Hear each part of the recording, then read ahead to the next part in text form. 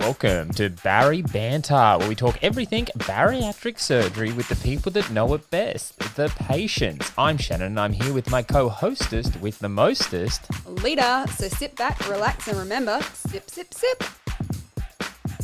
Well, I know this isn't like footy talk or anything, but I just have to kind of throw it in there. You know, we had State of Origin this week. Stop it. So who won? Lita? Lita? Didn't watch it. Okay. Wasn't there. Don't know. No, that's don't fine. care. All right. That's right. I know you know. That's all that matters.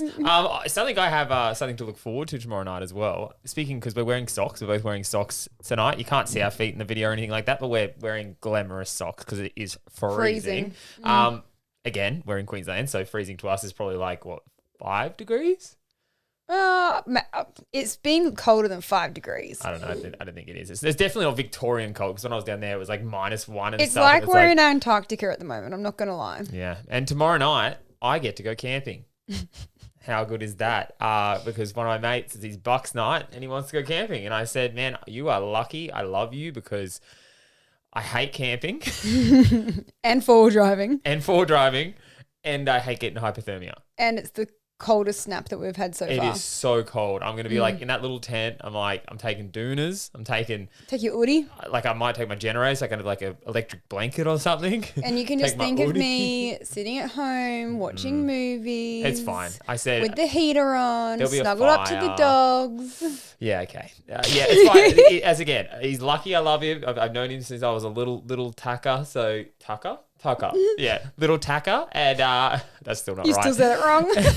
So he's definitely worth it. So yeah, that'll be interesting. Well, I also have some news this week for anybody who has been playing along with my fertility story. I actually ovulated this month, which is super exciting. To some, that's not a big deal, but for me, who was unsure if I was actually ovulating or anything. So for the last few months, like obviously we've been trying, but like we haven't been monitoring or anything. And I actually ovulated on day 20 of my cycle. So I was actually becoming... Is that normal? Like I feel like it's very late in I feel like it is a little bit later. Look, I'm no expert on the whole... You say that a lot. So I feel like, yeah. I just know what I know, and what I know is not much. But all I know is that most people ovulate a little bit earlier in their cycle.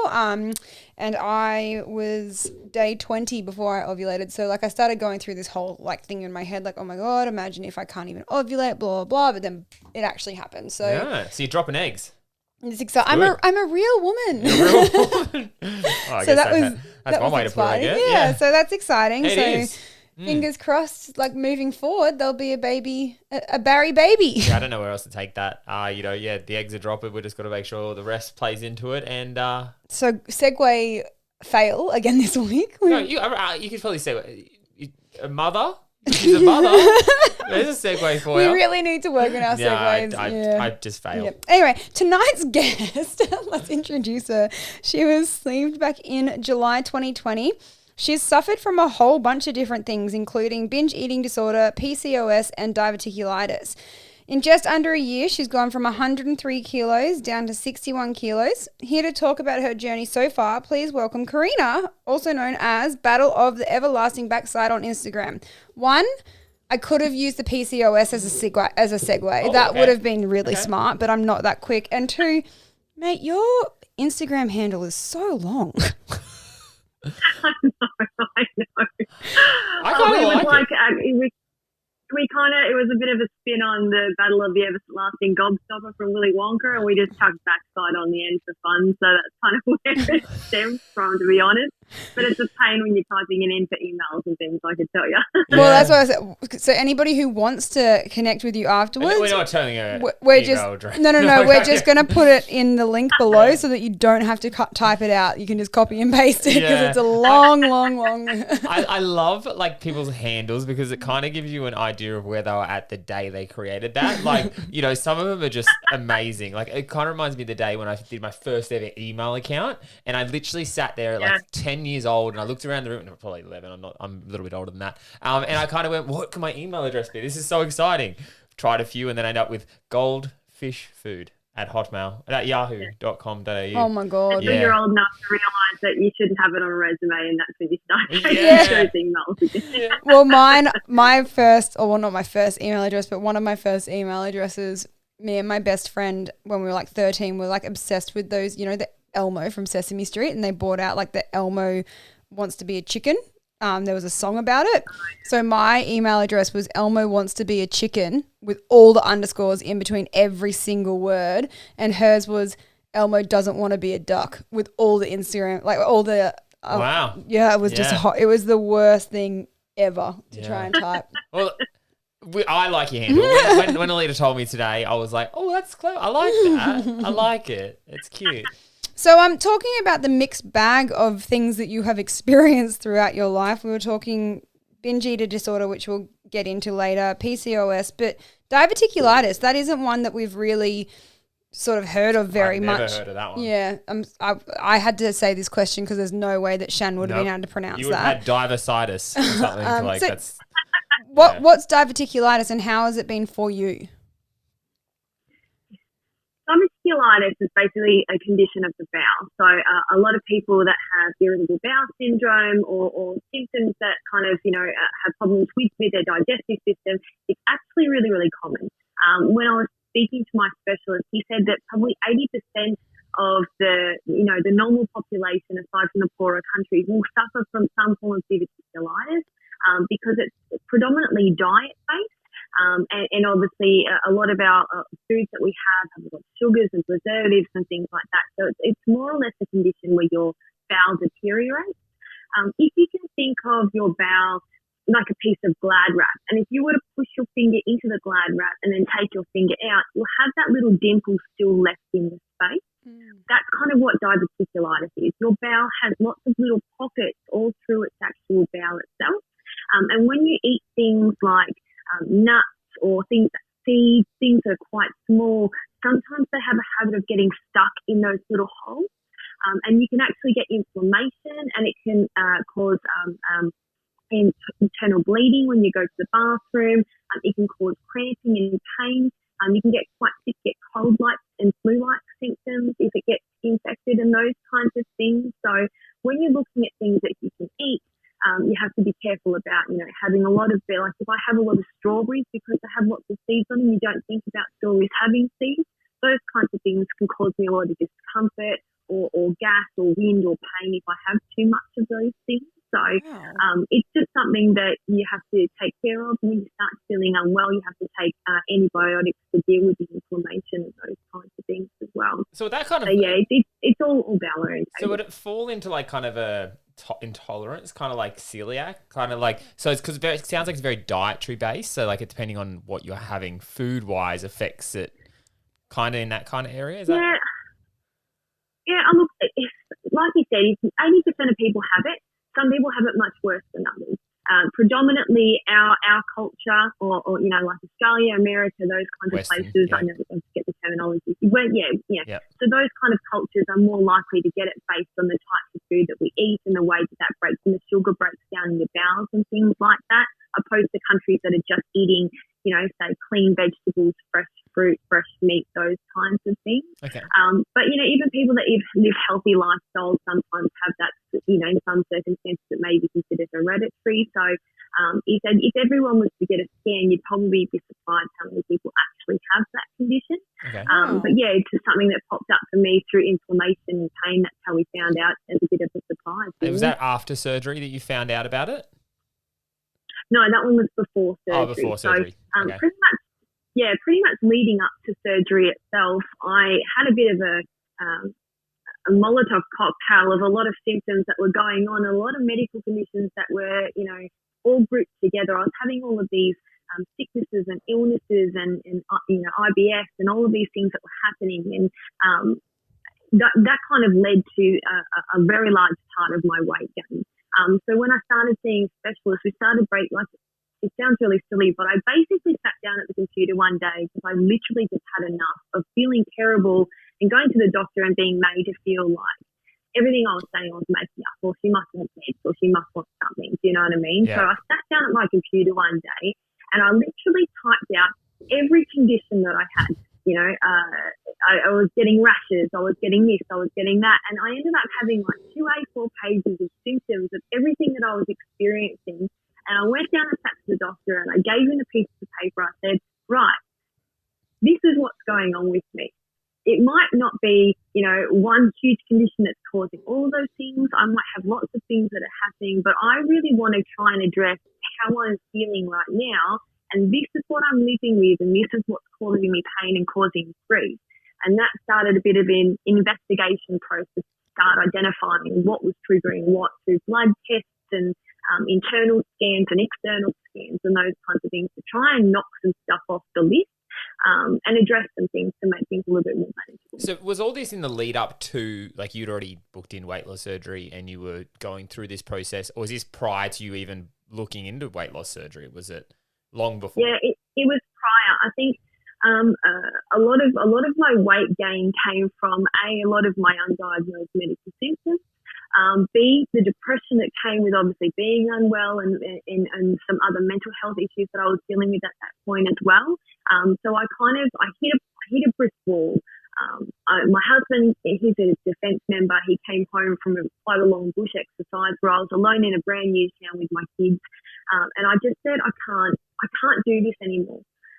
So much is wrong with me. I'm so depressed. I'm so down. I feel like nothing's going right, and I need to get rid of the cloud. I feel so like I'm in such a fog that nothing's working right now. He said, well, let's go see someone. Let's figure out. If it's depression, let's deal with it. If it's a medical condition, let's deal with it. Let's start working out why. So it was just kind of that first step into the GP office to go, let's work out what the hell's wrong with me, because as an adult, when you feel right and when you don't feel right. When people are saying to you, it's in your head, or, you're probably just thinking of things that aren't there, that could kind of make you get into your own skin a little bit more than what you need to. So the first process for me was kind of trying to address what was happening. The second step was kind of taking a step to see specialists and try and deal with those things. And then at the end of the point where I go, okay, well, here's what I've got. Here's how I need to move forward, and here's the things that I need to do in order to do that. The only thing that was left on my plate at that point was my weight. And at that point, I tried every diet I possibly could under the sun. That's where, okay, well, this is phase 3. Phase 3 is me. And so that's kind of where the weight loss surgery kind of stepped up from that process. It's kind of lucky, using the wrong term again, but like a lot of the time, if you were already at your heaviest and you presented that, 2 A4 sheets of like symptoms, they would have just automatically gone, you're overweight. That's your issue. And categorize but at all least, those issues into that. Again, it's not, lucky's not the right word, but at least you were it was prior to you gaining all of your weight, so that they couldn't just put it down to you being like, because we've spoken about it on many episodes before where people just go in, like somebody had a broken ankle and they went in and was like, oh, I fell down the stairs, I broke my ankle. They're like, oh no, you're just overweight. It's like, well, there's certain things. You broke your ankle because you are, there's just certain things. So it's in one sense of a way, it's kind of good that you, I hate saying it was kind of good, but it was kind of lucky that you sort of were starting to investigate this prior to all of your weight gain, because then you were actually getting to the bottom of it before you gained all the weight, if that makes sense. Yeah. Look, it was probably halfway through my weight gain process. I think I'd put on quite a significant amount of weight, but I wasn't at my heaviest point. So, I mean, you're always going to have those conversations. You go in to see the GP and they say, oh, your BMI is rubbish, BMI is debatable on its own, but, you have those conversations about weight being one of the key indicators, which, I kind of put to the back burner because I knew my weight was an issue, and I knew that was impacting my back, and it was impacting all my hormones and things like that. But, you got to trust your gut in these situations. You really got to go, okay, I know something's wrong with me. And if, the first doctor you see tells you that it's all in your head and that you're making things up, if you just sit back and go, okay, and that can be dangerous on its own sometimes too, because if you were a person that's going to trust what that person's going to say, you're going to go home and think, okay, well, it is in my head, and then that's going to cause more problems. I'll always say trust your gut. If you think something's wrong with you, you're the only one living in your shell. You've got to trust how you feel. And for me, that meant that person wasn't the right person. Just keep going until you find the answers that you need to, or find people that are willing to work with you to figure out what's going on. I think it's also very good that you did that prior to this as well, because, I'm a big fan of education's key to this being successful, and you going through that whole process and understanding what works and what doesn't work for you, especially when it comes to dietary stuff, because a lot of the time you could just have weight loss surgery, not understand that, you had that word. Diverticulitis. And then you would kind of be like, oh, I still feel this way, and not understand exactly why you are feeling that way. But because you've gone through those steps and understand this does this, weight loss surgery, it's kind of working alongside it and giving you a better perspective and a better idea of what you require, which I think is really important, because the more we know about ourselves and about, humans in general, education is what's going to make us stronger and more successful in the long run. The other thing you had as well, you had binge eating. What did binge eating look like for you? My family is a family of what I like to refer as feeders. We and it's generation to generation to generation. For us, food is part of the experience of emotion. So, when you're a young kid, if you do a good job, let's go get something to eat. Yep. If you have a bad day, we can fix that. Let's give you something to eat. If you have a birthday, let's celebrate by getting something to eat. If you've had a divorce or something's wrong, we'll just go out and get something to eat. Food has always been part of an emotion, and I've always related that emotion in my life to food, and it comes to the point where if you're depressed and you feel flat, I don't want to cook anything. I'm just going to go get something to eat because that's going to make me feel better. So our whole family's been that, my mother was that to me. Her mother was that to her. Her mother was that to her. And it's a culture in our family. Even for our family gatherings, whenever we get together as a family, it's about food. It's a barbecue, or it's a roast dinner, or it's a Christmas lunch, and it's a smorgasbord. Like, we always cater for 400 when there's like 12 of it. So that's just how we do, you know what I mean? But so for me, I've always associated emotions with an eating cycle. And I think when you're looking at binge eating disorder, that's kind of one of my trigger points, if you will. I don't necessarily have very many triggers. I emotionally eat to fill a void that I don't have. But the thing is, with binge eating disorder, for me, that first binge would trigger an ongoing binge that I couldn't control. So for me, if I was feeling down or depressed, and particularly when I was overweight and I was having quite a lot of issues with undiagnosed mental health conditions, I would feel depressed, or I'd feel flat. And I'd compensate for that. And then you get the adrenaline and you get all the buzz from that food making you feel better, and you associate that release with the food. And until you feel better, you continue to try and compensate. And I think for me, as awful as it sounds, it was an argument that I had with my husband. If we have a joint bank account, it was, look at all this money that you're spending every day on stuff that we've got at home in the cupboard. It was, you've bought like breakfast, lunch and dinner at work, and morning tea and afternoon at work, which is fine. Like, he doesn't have a problem with me spending the money. But when you're in Brisbane CBD and you're going to buy, a cupcake that costs $7, and then you've got a coffee that costs $7, and then you're getting a lunch that costs you $15, and by the end of the day, you're spending an exorbitant amount of money every single day on this food. But I couldn't stop myself. Like, it was a compulsory drive. I'd take food in with me, but I needed that compensation, that emotional completion that food was going to give me, that the stuff that I bought in the fridge wasn't going to get me there. So, satisfaction from it. Yeah, it was hard to separate the emotion from the need to eat. And that's kind of, when I started going through, particularly my ideas about getting weight loss surgery, I said to my husband, I understand the most important part of this process is this is not going to fix my problems. I've got a lot of medical conditions that I'm aware of, and I'm aware now after seeing specialists that this is something that I'm now dealing with. This surgery is not going to make these things go away. It might take the weight off, but once my body resets after a 12-month period, unless I've addressed these things properly, then it's just going to recircle back to where I was, and then I'm going to have to restart the process all over again. So I need to try and figure out what my barriers are and what my struggles and what my demons are, so that way I know how to battle those guys properly, so I'm not going to come back to where I am to start off with, if that makes any sense. You just nailed it. Exactly. How far post-op are you? No. Well, I forget how many weeks. I had my surgery, I think, the 8th of July. Yeah, so not quite 12 months. God, yeah, you're really like switched on. Yeah, you hit the nail on the head with what you just said then, because I think that is something that, most people don't realise for a couple of years after, to kind of be like, things are getting harder. I haven't changed enough things. You know, it's, you know, doing the same thing, expecting a different result situation. And like what you just said, perfect. Bang on. That's bang Yeah. on. And that's like what every bariatric surgeon, when you sit down with them, would have told you at one point or another. And whether you listened or not is a completely different thing. But yeah, you're 100% right. And 100% the way that right. you just explained binge eating disorder was the first time that I've ever like Contemplated you had it? No. But like, a lot of people don't understand binge eating disorder, and the way that you just explained it, it kind of made me think binge eating disorder is essentially what alcoholism is, but replace the alcohol, but with food. Because like a lot of alcoholics, you know, they're filling a void. They'll drink and drink and drink, not because they necessarily want to have the drink, but because it's filling the void, and they'll just keep on drinking until that emotion goes away. And alcoholism, or being an alcoholic, is very much a common thing that everybody knows about.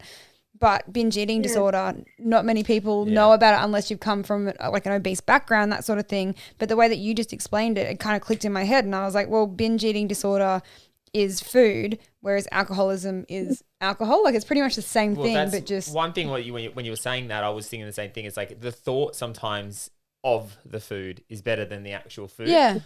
Like getting excited about having it, and like, because I remember, you know, I used to do KFC all the time, and now I look back and I'm like, I wouldn't touch KFC because it doesn't really do what I think it would do. But I used to get so excited to go get it, you know, because it was like, this is going to be amazing, and it never filled that void. But in your head, you thought it would. And so with the binge eating disorder, was it something that you had sort of figured out prior to surgery, or has it been something that you've been sort of working through and developing through since surgery? This is going to sound completely ridiculous, but the first time I really ever heard about binge eating disorder was via Instagram, when I was looking at other people, when I was investigating whether weight loss surgery was going to be something for me.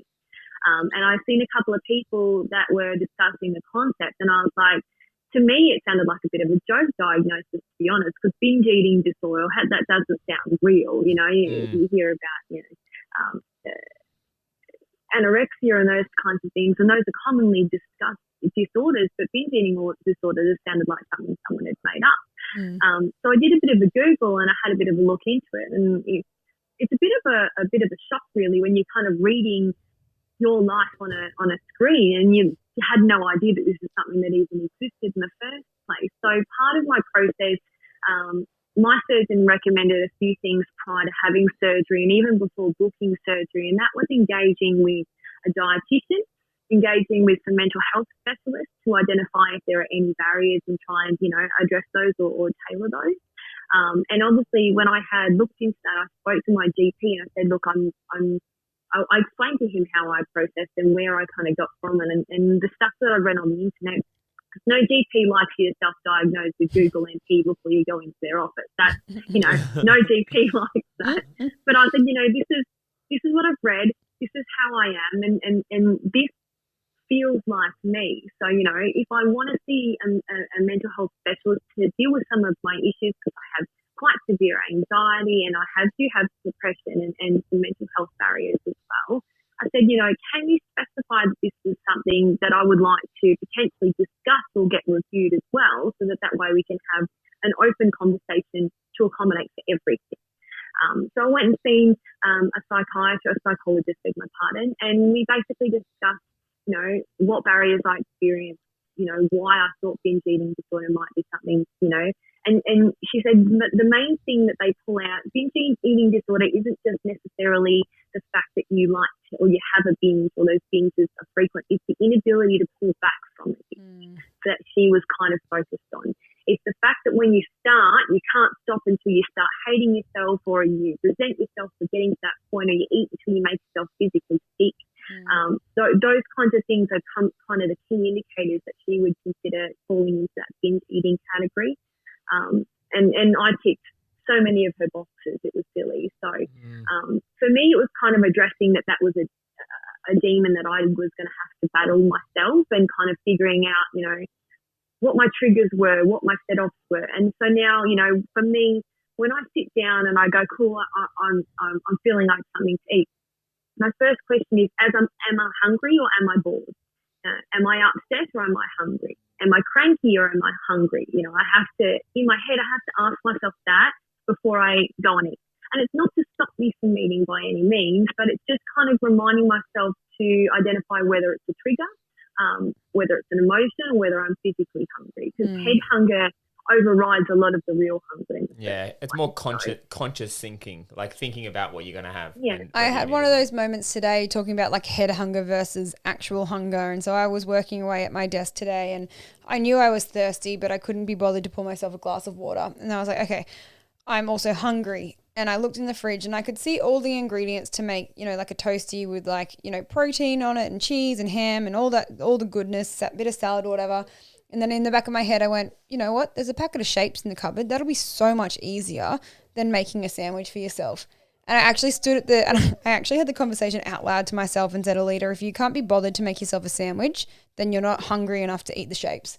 And so I closed the fridge, I closed the cupboard, I walked away. 5 minutes later, I got up and poured myself a glass of water because I realized I was probably just thirsty. I wasn't actually physically hungry or head hunger, but I was like, I acknowledge with myself that I'm clearly just bored or thirsty, because if I can't be bothered to make something that is like nutritionally adequate for myself, then it just comes down to laziness. Like you've got to, and like it's so good that you're not even 12 months out and you're already realizing that sort of thing. It's been a process for you though, by the looks of it. Like you've gone through a lot of learning prior and throughout, and weight loss surgery for you was kind of a tool from the very beginning by the sounds of it. You know, how do you feel like you've gone with the binge eating? Like obviously it's not going to change overnight and you're not going to be like, you know, I no longer have it anymore, but like, do you feel like you've made a lot of head ground with it? For me, a lot of people, particularly that are on the Instagram profile, a lot of people will choose with binge eating disorder to not binge at all. That's their approach. I know I'm not stupid. I know I'm a weak person, and I don't want to put myself in a position where I'm going to fold and I'm going to fall hard. You know what I mean? So for me, it's not about exclusion and it's not about cutting out. It's about enabling myself to make the process a little bit simpler, a little bit easier on myself. So for me, like, you know, I'll go and get a whole fridge worth of fruit and vegetables, but instead of just chucking them all in the crisper in the drawers, like for a bag of carrots, I'll get the guillotine out and I'll pre-slice them into slices, or I'll cut them into batons, and I'll put them into snap lock containers in the fridge. Because when I open the fridge, if it's ready and it's done and I can grab a handful and go, I'm more likely to eat that than if I open the fridge and I see a bag of unchopped carrots down the bottom. I'm going to go too hard basket and I'm not going to do it. So as silly as it sounds, sometimes the simple nature of having things actually ready and ready to grab or ready to rock and roll takes away the inability for you to go, well, that's too hard, I'll grab a bag of chips. And in saying that, I'm not eliminating everything. So if I wake up one day and I think to myself, man, I want a piece of cake, I'm not going to not have a piece of cake. I'm going to have a piece of cake and I'm going to have a cup of coffee to go with that cake. But, you know, I'm doing it sensibly. You know, I'm not going to go and have, you know, a solid half a slab of a piece of cake. You're going to satisfy the cravings that you have as you have them, but within reason. You know what I mean? So I'm not going to go out and buy a whole cake and then tell myself I'm just going to have one slice. I'm just going to get a small slice or something small like a caramel slice or something to satisfy what's going on, so that way it's not stemming. For me, withholding is the type of thing that makes my binges happen, and those binges will drag. So if I say, I want a piece of pizza and I don't have a piece of pizza, I'm going to think about that piece of pizza for 3 or 4 days, and then that little piece of pizza is going to turn into a blowout. So preparation, my biggest thing, and I have this written on my wall. I've taught my kids this. They all know this off by heart. But failure to prepare is preparing to fail. So for me, it's making sure that I've got everything cut and sliced and ready to rock and roll. I have all the snacks that I know are sensible in the cupboard. I try not to buy things that I don't need to eat in the house. And that way, if I do want a snack or I do want something bad, if I'm going and getting it, I'm getting a portion. I'm not getting the whole lot and telling myself I'm not going to eat the rest. I'll give it to someone else. I'm just making sure that I enable myself to make the right choices and not put myself in a position where it's easy to fail, if that makes any sense. So we've just discussed everything leading into surgery and sort of like the little bits and pieces before surgery. Hospital, surgery day, everything went really well from what you've told, but you ended up back in hospital. What happened? Yeah. So I have quite a severe allergic reaction to morphine. And with the morphine, obviously, I told the hospital in advance and my surgeon in advance that when I take morphine, I have esophageal spasms. So basically my chest kind of seizes and it feels like a heart attack. Oh, Coming out of surgery, they used a medicine that wasn't morphine, but what actually happened was I still had that attack. So it must have been something in that family, which caused me quite a bit of pain. And then when they sent me home with medication to manage the gas pain and the recovery and those kinds of things, I had a feeling that they've given me another tablet that was within that morphine family. So there's been a couple of slip-ups as a result of what had happened. So when I've gone home and I've taken these medicine, they've told me to take a tablet in the morning, a tablet in the afternoon. I've taken them and I've got incredibly sick, violently vomiting, had cold sweats, I was shaking. My husband said I was just pale white heading towards green. I tried to stay at home as long as I could, just thinking that, this is part of the process. But it got to a point where my husband's like, we need to call this surgeon because something's not right. I'm concerned that you've got an infection or that something's happening. We live in Brisbane, North Brisbane, and the surgery was done in the Gold Coast, which is just over an hour away, and we chose just to drive down and come home. But it just meant that we had to drive another hour and a half with me cooking the dog in the car just to go back to the hospital. So they basically said that they were under the impression that I had an allergic reaction to the medication that they sent me home with. And as a result, that obviously made me quite sick. So they re-hospitalised me. And because I'd been so sick as a result of that medicine, I was incredibly dehydrated and I wasn't getting any water.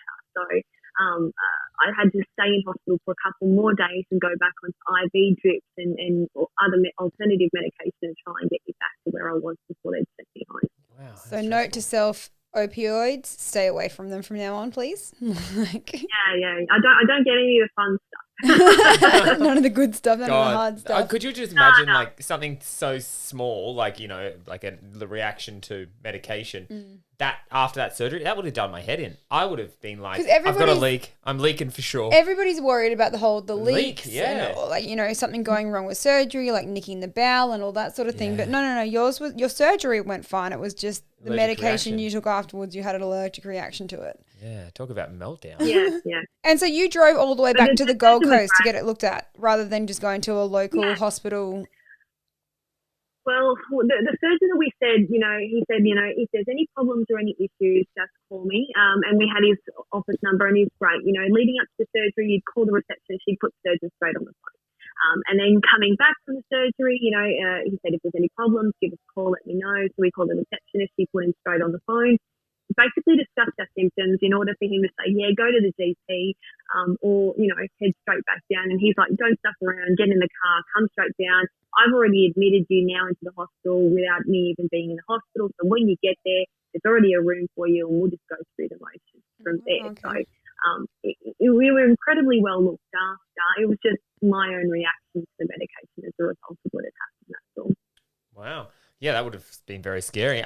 You spoke about earlier that, your family's very food orientated. So everything's always about food. And you said one of your big fears going into surgeries was learning to live a life not based around food. How have you found that? Like, obviously the family aspect, if it's like my family, because I can very much relate to that, still family outings and stuff are very food based, alcohol based. How have you found it? I love food. I have always loved food. Food for me is exciting, and I one of my most favourite things in the entire world is trying new things and new flavours and new textures, and just experimenting. So I haven't divorced food by any means. It's still a very big part of my life. I think, and particularly the advantage of having the surgery that I did have just means that my approach to food's been a bit different. From a binge eating perspective, I'm not likely now to walk downstairs and go into the Maya Centre in Brisbane and go straight to the food court. Because I know I'm not going to spend $15 on a takeaway meal because I can't eat it. And that's basically me chucking, $15 in the bin. But B, because the portion sizes are too big and I'm not going to get what I need out of that meal. So My approach now to food is really kind of looking at what I know I can eat. If I want to go to a restaurant, then I'm normally going to go to a restaurant with my kids and my husband. And they're like little vultures, really, little garbage disposals. So whatever I can't eat, they're going to compensate and eat for me. So I'm trying to make sure that I'm not pushing my feeding onto them, but within reason. So I think the disadvantage for people like us, particularly when we're looking at restaurants and those kind of food experiences, is when you do go to a restaurant, the first thing that we're going to look at is the entree menu. And the disadvantage of the entree menu is 90% of that shit is fried. It is just like dim sims or spring rolls or garlic bread, and it's just those little things that you get on the side of a normal decent meal. And if you want to get an entree meal, for us that's like two main meals. So it's kind of having the conversation. It's embarrassing sometimes having a conversation with a restaurant because some people are less flexible than others.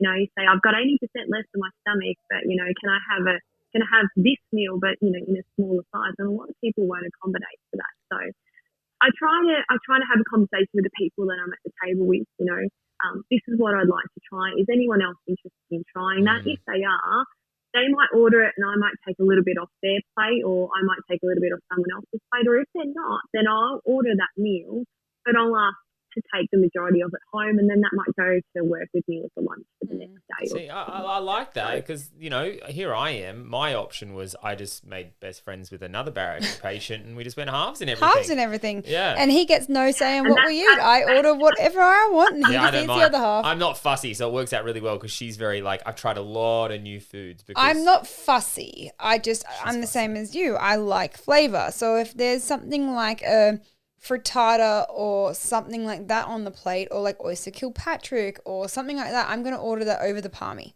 because I know what a palmy tastes like. I know what a palmy tastes like. Unless I'm going to like a palmy specialist, I'm not going to order the palmy. No, it is. But it's funny because my husband's impossible. My husband's impossible. He orders burgers every place we go. He's on this national world mission to find the world's best burger, and he's adamant that if he doesn't try one at a restaurant, he's going to miss it. So everywhere we go, he's looking for the world's best burger. I'm never going to share with him because we can't even get through the bun, let alone what's inside the burger. So well, it's funny because I went out for lunch today with Shannon's ex-wife, who was actually a really good friend of mine, and we went to a restaurant just across the road, and we both ordered the chicken, and I'm going to pronounce it wrong, karage, whatever you want it, I don't know how to pronounce it. The chicken deliciousness. Sure. Yeah, that. Yeah. So we both ordered one of those burgers with chips, and we both cut it in half, and we both only made it through half of the burger and a bit of the chips. Like she ate more than what I did. And we looked at each other and we went, when are we going to learn that we can share meals? Like she'll eat more than what I will, but like between the two of us, the portion sizes that you get at restaurants these days are so large that they can feed two adults, really. And then also fat brain kicked in and we want dessert. So we went and had ice cream, but the ice cream's, we've got ice cream for dessert, Shannon, because it's in our freezer. Because that is like a lot of people's biggest fear leading into surgery is not being able to eat like they used to, you know, and that's kind of like when that was one of your fears. I'm like, that's totally relatable because it is a big fear, especially for males. I know it's, will I ever better have beer again? Will I ever be able to eat? Because, you know, not being able to eat apparently is demasculating. But, you know, it is one of those things where pre-surgery, it is a big fear for people, especially when your life is so based around food. But I like to tell people, because I was a massive foodie. I traveled Europe for 6 years, eating my way around Europe, like probably why I got to the size that I was. But I am still a massive foodie, and you can vouch for this because I make you try foods that you've never tried before. But like, you can still enjoy food. You can still enjoy emotions around food. You can still enjoy the relationships around food. You just sort of in your head, you learn what foods, as you were saying before, like you learn new foods that your body can tolerate. So like if I do walk straight into a food court, I'll go towards the sushi or the dumplings because I know that I can order them individually and they're not going to sit funny in my stomach, and I'm not going to have too much deep fried. You know what I mean? Like you learn the foods that you can get when you're out and about. Change your approach. Yeah, you change your approach to what you can eat. You also change your approach to portion sizes. You know, something might, you know, there's a Japanese curry that I'm just obsessed with in, you know, the Brisbane My Food Court, but it's $5. and that's what, who wants to spend $5 is great, but it's this big, and it probably feeds about 4 grown adults. You know what I mean? So sometimes it's the value for money isn't necessarily where we're sitting. Exactly. So you have to reevaluate what you can actually eat, how much you're going to spend, and also the third question you should be asking yourself is, is this food going to get me to where I need to be? And I think if you're kind of looking at those 3 factors, you can still enjoy food and you can still enjoy your social life, but those 3 things are really kind of what attributes to how we move forward with that social eating. And I'm quite lucky as well that I'm not fussy as either. Like, I will eat oyster Kilpatrick. I will just eat some calamari. I'll try some snails if they're on the menu. Like, I enjoy unusual flavors, whereas I understand that some people who have lived a very, like Shannon before he met me, I'm sorry to say this, but you lived a very closed-minded food approach. Where but I wasn't fussy. I was just lazy. Yeah, like you were closed-minded. It wasn't that you were fussy. Yeah. It was just that you were closed-minded. Like you never tried anything adventurous. Yeah, I jaywalked once. So like now you're learning, and like it's experiencing. You can experience flavors and emotions in tiny portions. You just got to know what to order.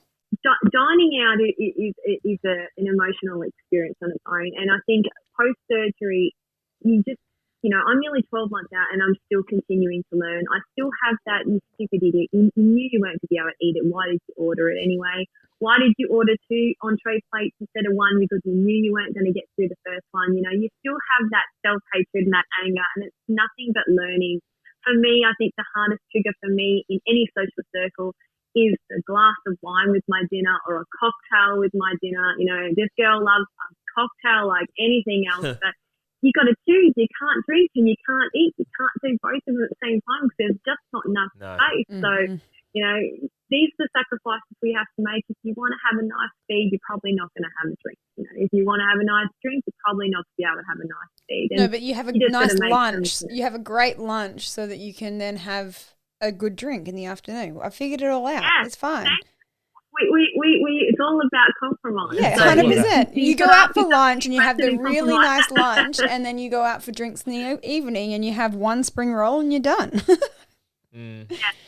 Yeah, live your best life. It's about getting used to your new norm too, adjusting, and because at the end of the day, losing the weight and going through this process gives you so much more in value for life that these little changes don't seem that big. Having to have an early lunch, a nice lunch, to have a few afternoon cocktails, really, it's pretty good to me. I think. Have you had any regrets at all throughout this process? Regrets. I think I didn't necessarily prepare myself for what happens post-surgery. For me, the surgeon kind of gave me an expectation. We looked at the BMI charts, we looked at the weight charts. He said, I'm going to tell you as a minimum you're going to lose 20 to 30 kilos. That's the most I'll guarantee in your situation. He said anything you lose above or beyond that, anything you gain after that, is completely on you. He said the first 12 months of your journey, it's your job to self-educate. It's your job to make sure that you do the footwork, you do the hard work, you commit and you apply yourself. If you don't do those things, then the first 12 months will be fantastic, but it's going to be a really steep fall down a hill after that. You're going to regain weight. You're going to go back to where you were. He said, so the first 12 months are the most important 12 months, and that's what you need to do to apply yourself. I just took that as though I needed to make sure I made the right food choices the first 12 months. That was it. I didn't necessarily look into, what that meant for my skin, what that meant for my body, what that meant for my hair, what that meant for my muscle strength, I didn't understand that hair loss was a thing. And as soon as I hit that 3-month mark, I was showering and pulling handfuls of hair out, and it happened for I've only in the last maybe month or 2 started regrowing my hair back. My skin went to hell. My hormones went to hell. I have developed a perioral psoriasis now on my skin as a result of the fact that my hormones are all over the place. I didn't necessarily look at, aside from weight loss is something that happens with weight loss surgery, what other people were experiencing post having that surgery, so that way I could anticipate potential changes that may happen to me. And I think having those things kind of hit you as a bit of a shock means that you take longer to work through those things. So if I had any advice for anyone else, it would be if you are investigating weight loss surgery, it's clearly for important reasons and clearly it's important to you, which is great, but also look at what happens to people post-surgery. What are people complaining about regularly online? You know, what are the symptoms that you can see on the internet that are things that you might be likely to, you know, happen to you? Kind of brace yourself for worst case scenario. And if it doesn't happen to you, that's great. But if it does happen to you, then you're already engaged and you already know what to anticipate. So it's not necessarily a shock. Because it takes a long time to kind of, like, you know, my skin and my hair went to shit. So, and by that point, I hadn't taken any vitamins or any supplements by that point. So then I had to start that regime, and I was already trying to counteract what had already started and engaged in. Yeah. And I love the fact that your surgeon said to you, you know, I can guarantee you 20 to 30, but what happens afterwards, or what happens after, like, you know, if you lose more, that's all on you. That's an amazing piece of advice to give, you know, give you the realistic sort of, you know, minimum, you'll lose this, but the rest of it's up to you.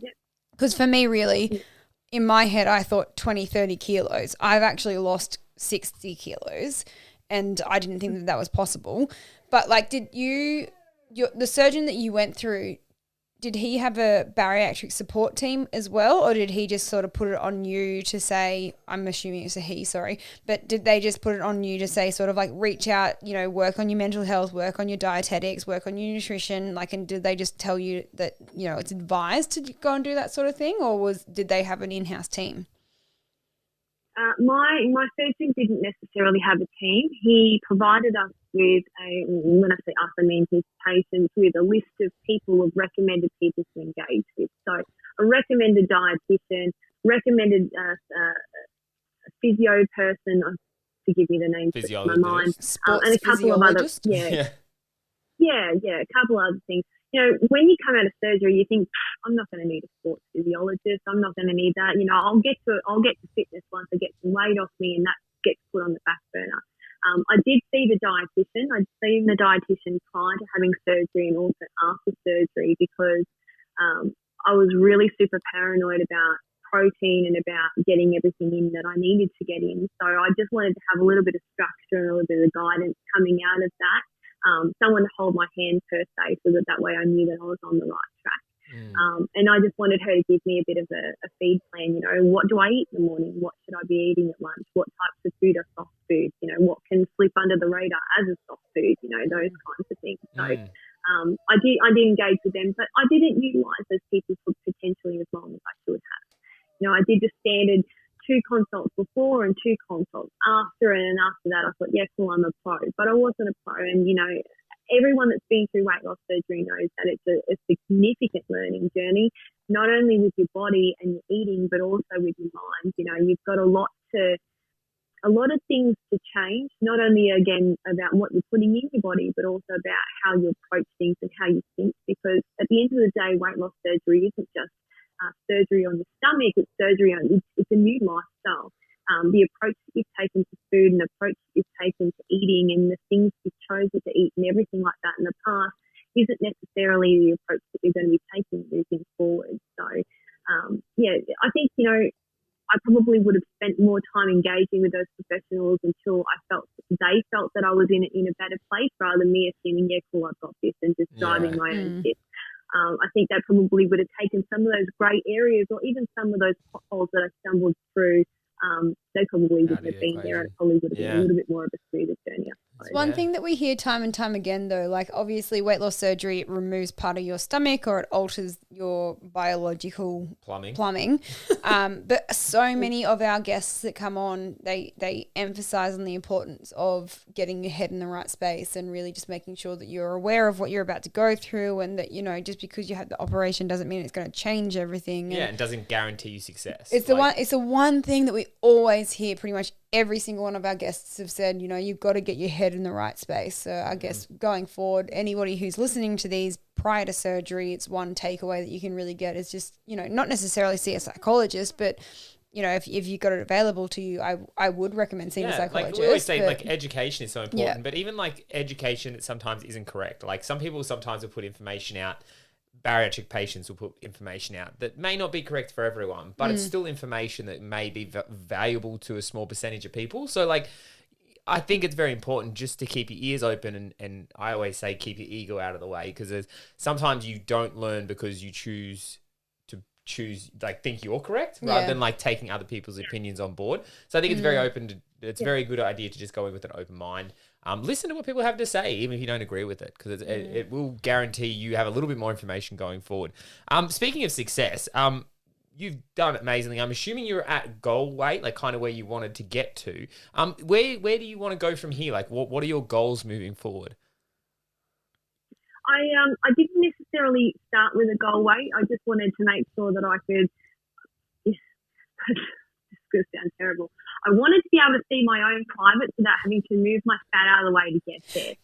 If I can stand in the mirror and I can see that shit, that was one of my main goals. I didn't have a number. That was just where I wanted to live. I just want to interrupt you there, because reading that on your form that you filled out before this, you put that on there. What goals prior to surgery? Being able to see my lady bits without my stomach being in the way. Wow. And I was like, yes. Yeah. Yes. It's not ladylike. My mum will hate me for saying that. There's no class in that whatsoever. But that was, I just wanted to be able to get something off a rack and not be horrified when I tried it on in the change rack that it wasn't going to go past my ass. And I wanted to be able to see my own bits as a woman without having to maneuver my stomach out of the way to get there.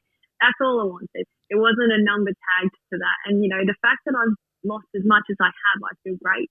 You're always going to get those people that are going to approach you and say, you've lost too much or whatever have you. But they've known me for 10 years with a face that's 3 times bigger than what it is now. So I don't take any hurt in those kinds of things. But I am pretty happy with where I am at the moment. I'm 61, size 10. I still have lots of tickly bits everywhere, but they sit real comfy in the clothes that I choose, and I'm happy in my skin, which is great.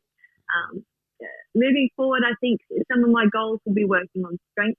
I have recognised that, I might have lost a significant amount of weight, but I'm probably still the weakest that I've ever felt in my life. So, I don't have very good arm strength. I don't have very good core strength, and I suffer from a lot of lower back issues. I've recently, just to add to that concoction of medical conditions, I've recently been diagnosed with I can't remember what it's called. More or less, you have this nice little fatty bit of fat that sits around your tailbone and all the nerves in your lower back. But when you lose significant amounts of weight, your body's not picky where it grabs it from. So it might grab it from one boob and one butt cheek rather than all evenly across wherever it needs to come from. For me, I've lost that protective fat around my tailbone. So now I suffer from quite a bit of lower back pain. So, there is disadvantages with significant weight loss in a short period of time as well, because your body just pulls it from wherever it wants to. That's funny you said that. So for me, I've got to... Yeah, sorry, because literally Alita and I are looking at each other because she has exactly the same issue. And, I was like, wow, that sounds like what you have. So I have this issue, where when sometimes I sit in the wrong position or I sit for too long, and it literally feels like my tailbone is poking out and smushing into bruising. And I've had x-rays done, I've had MRI. Well, I've had an x-ray done, and I can't get an MRI done. Well, I could if I wanted to pay for it, but who wants to pay for an MRI? But essentially, because I haven't fallen over and broken my tailbone or anything like that, and the x-rays have come back that it's clear, they won't investigate it anymore. But literally for probably the last year and a half, I've complained of this to the point that sometimes Shannon will hit me on the tailbone and I'll almost cry because I feel like I'm in so much pain. It's horrible. It feels like you've fallen down on concrete and landed on your ass and you've bruised your tailbone. That's what it feels like, but constantly. Yes. And I was complaining, and it's really stupid, but I have had a fat ass for so long. I've carried this walking cushion around with me for so long that I just thought this is what it must be for skinny people to fit. They must be uncomfortable all the freaking time. I just didn't think anything of it. Yeah. Went to my doctor. I was like, look, I know skinny people find it quite uncomfortable, but this is starting to get a bit painful. It's like, honey, people aren't uncomfortable when they sit down. You're an idiot. Something's wrong with you. We just need to figure out what's going on. So we got the scans and we got the CTs and stuff, and a lot of stuff didn't show up that way. So I got a referral through to a physio, and the physio explained to me, because now and you'll probably be the same. When you run your finger down your spine, you can actually feel the tip of your tailbone. You can feel the And little I've lump at never the bottom felt of my it. tailbone in my entire life. Yeah. And you're like, okay, I can see, it feels like a little tail. It's like that sharp little triangle. I've never felt that because I've had a cushion sitting there my whole life. Mm-hmm. But that's when he discussed to me, we went through about the coccyx and that all of your nerves, particularly your sciatic nerve, are all in that area. And that bruising sensation is the fact that the nerves are, when you're sitting directly on them. So for me now, when I go to work, I have like a cushion that's like a letter U, and that has that gap in the back. So when I sit down, the cushion takes the majority of my weight, and I have a small gap for the tailbone to sit through in the back, and that takes some of the pressure and the pain off as well. But there are things that happen as a result of weight loss that, you find out as a last minute thing that you didn't realise, I've lost weight in my tailbone. How does that even happen? So, but yeah, one of his recommendations to me was to work on my core strength. For women, our pelvic floor muscles, particularly in our womb and around that area, actually support your lower back and your tailbone. So for me, doing a lot of pelvic floor exercises and strengthening my core will mean that my back gets a lot more support rather than the muscles that I'm using now to support my back. Those muscles are strengthened in different areas, so it holds my spine in a different way. I love that my wanna thought work for on the my recommendation of fixing that problem would have been to do more squats so your butt gets bigger so your tailbone's not touching. Yeah. Well, and as I said, can I just put my weight back in that specific area? Yeah. Like, no. If you put weight on, it's probably going to go somewhere else you don't want It won't go where you So want it just to go. have to Yeah, get a tailbone insert, like kind of like a fake boob, but in your tailbone, just to give you a little bit more cushion when you sit down. Yeah. There you go. The advantage is, he said, sometimes when your weight stabilizes and your body gets to a point where it's not losing bulk weight anymore, and it gets to a point, maybe it's 12 months, 2 months, 2 years down the track, once your body stabilizes, it starts realigning some of those fat to different areas, there is a good chance you can actually get that fatty tissue back, because it's just normal fat that builds and develops cells. But until that happens, there's just things that you need to do, like strengthening your core and doing a lot of exercises. And for me, it's just about feeling weak. So, I've got to try and do exercises that don't aggravate my back. So, lifting weights or doing squats probably isn't the best thing for me, but doing a lot of things that tailor around the other muscles that I can use successfully might mean that I'm strengthening the areas that I want to focus on anyway. So that's kind of my goal now for the next 12 months. Love it. Yeah. Tighten in the loose bits and strengthen, get ripped.